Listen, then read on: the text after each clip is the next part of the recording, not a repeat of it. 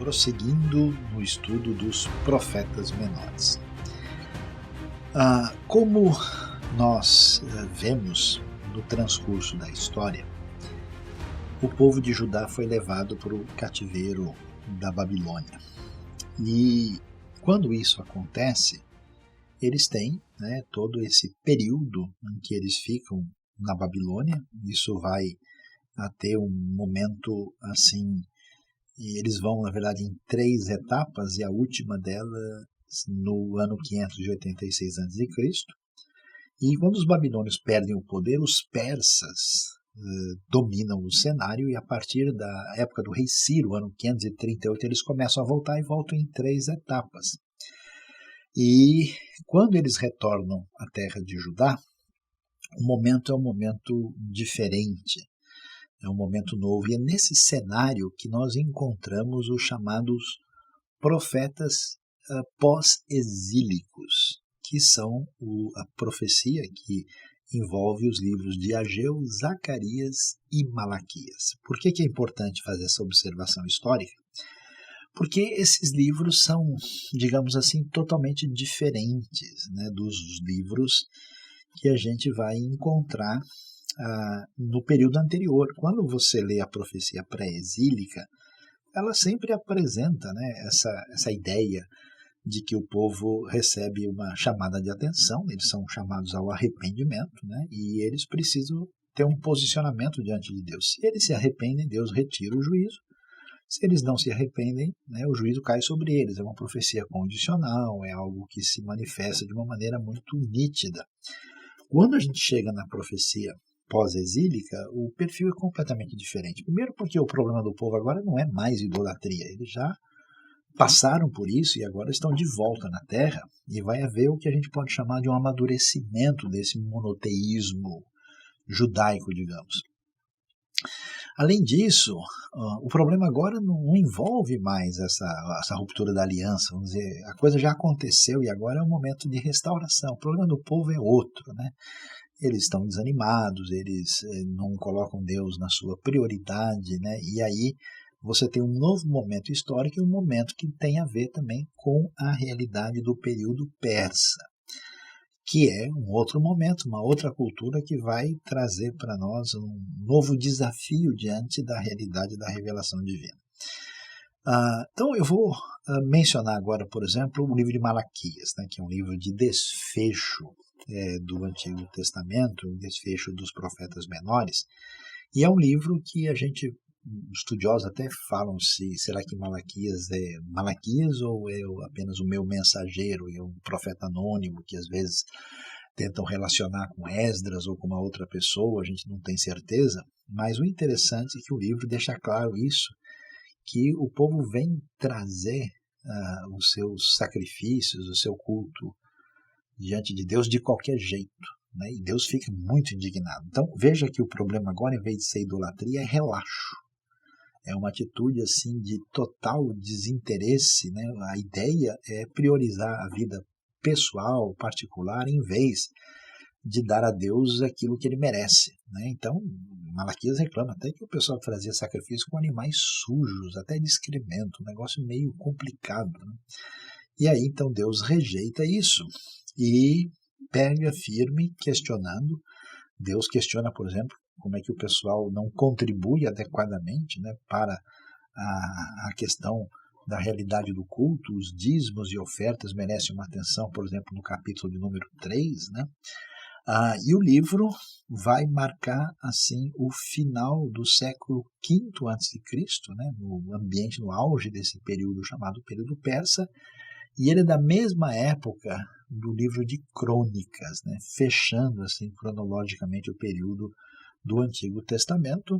E é interessante que ao mesmo tempo em que o livro apresenta esse questionamento, ele também vai ter essa ampliação significativa, uma coisa que chama a atenção, que a gente vai ver quando Deus reclama da atitude do povo. Ele diz que o nome dele é honrado e glorificado do Ocidente ao Oriente, E algumas pessoas tentam fazer uma associação profética com isso, mas parece que tem a ver com uma extensão desse nome de Deus, talvez comunidades de judeus espalhados por outros lugares, ou até mesmo gentios que de alguma maneira têm algum conhecimento desse Deus que se revelou a Israel.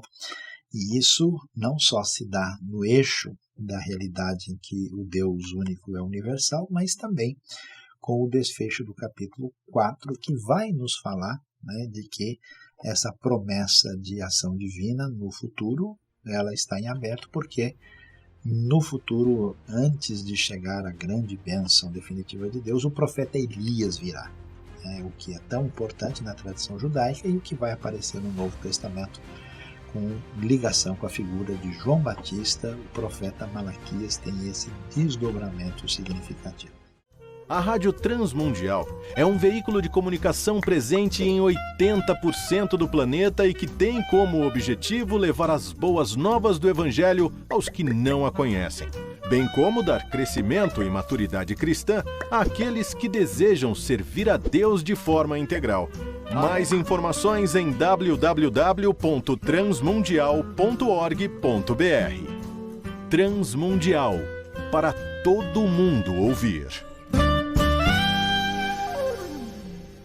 A Faculdade Teológica Batista de São Paulo tem a satisfação de receber você para entrar em sintonia com a nossa ministração bíblica, ministerial e abençoadora, que vai fazer diferença em termos de educação teológica para a nossa vida. Fique em sintonia conosco, aprofundando-se na Palavra de Deus.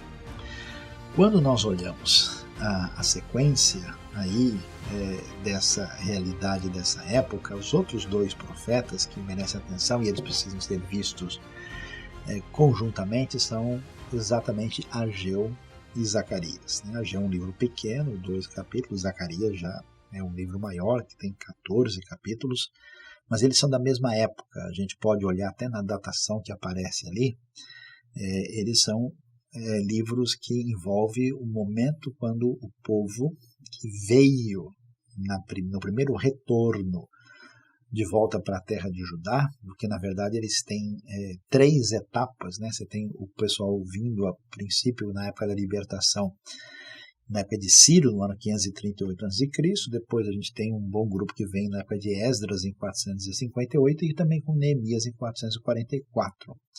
Então, nesse primeiro período, o grande desafio envolve, né, a restauração de Jerusalém, particularmente o templo. E por isso a casa do Senhor, o templo de Jerusalém, merece uma atenção especial que você observa em Zacarias e observa também no livro de Ageu. Especialmente Ageu mostra isso com clareza. E a grande reclamação qualquer é exatamente isso, que cada um está preocupado com a sua própria casa, cada um está dando atenção ao seu próprio contexto particular, enquanto a casa do Senhor está abandonada. Por isso, Deus diz que retirou a bênção deles, que eles não conseguem trabalhar e receber um salário e isso trazer qualquer tipo de retorno. Eles recebem e colocam isso num saco furado, tem todo um questionamento, né? E fica muito claro que isso vai acontecer aí a partir de agosto do ano 520 a.C. Então, essa palavra de chamada de atenção e de questionamento dessa postura de tratamento de Deus e daquilo que envolve as coisas de Deus no momento de restauração do povo, esse descaso, essa postura, ela é claramente questionada nesse período pós-exílico. Né? Mas, olhando mais para o livro de Zacarias, a gente percebe que o livro ele tem 2 partes muito nítidas. Né? Você tem ali o livro da primeira parte, que vai do capítulo 1 até o capítulo 8, e a segunda do capítulo 9 até o capítulo 14. Alguns até acham que essa segunda parte evidencia uma época um pouquinho mais adiantada na cronologia, talvez já aí no início do século V a.C., né? Posterior. Então, você vê Zacarias, né, apresentando esse paralelo, e ali tem uma coisa interessante, que é uma expectativa de restauração futura que aparece aí na figura de Josué e Zorobabel. né, que tem ali a questão das duas oliveiras, e ali nós temos essa ideia de que a restauração poderosa que envolve a ação de Deus no futuro tem a ver, né, com o elemento que envolve o sacerdócio e envolve o governo, né, encaminhando a coisa na direção daquilo que vai ser a expectativa messiânica plena que a gente vai encontrar no Novo Testamento. E Zacarias tem uma série de visões, né? Essas visões apresentam aí a ação de Deus na história e o seu juízo e também a sua promessa de redenção. E quando a gente vai para o final do livro, é muito interessante observar, né, a grande quantidade de profecias mais nitidamente ligada especificamente à ação de Deus no futuro da história, que tem referencial escatológico e messiânico. Por exemplo, em Zacarias 9 que você vai ter essa profecia tão significativa que vai aparecer no Novo Testamento, do rei de Jerusalém que vem montado num jumentinho.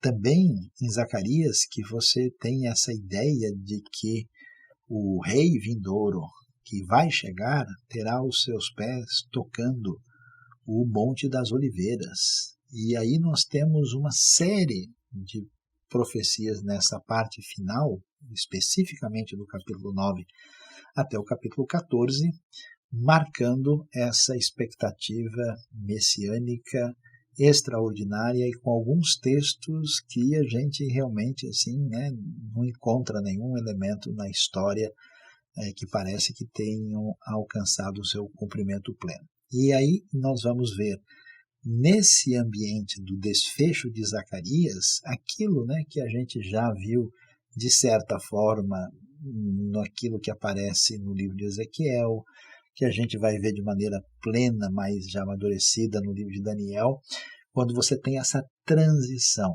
da profecia, né, que pós-exílica ela é peculiar, né, porque acontece depois que o povo voltou da Babilônia, mas também ela vai deixando esse perfil mais propriamente profético na direção do que a gente chama de um livro apocalíptico, de um material que apresenta, digamos assim, o desfecho da história a partir da determinação divina, sem contar com a reação adequada ou não do ser humano, como acontece na profecia clássica. E assim a gente termina, né, olhando esses 3 livros que marcam a profecia pós-exílica, que são os profetas menores Ageu, Zacarias e Malaquias.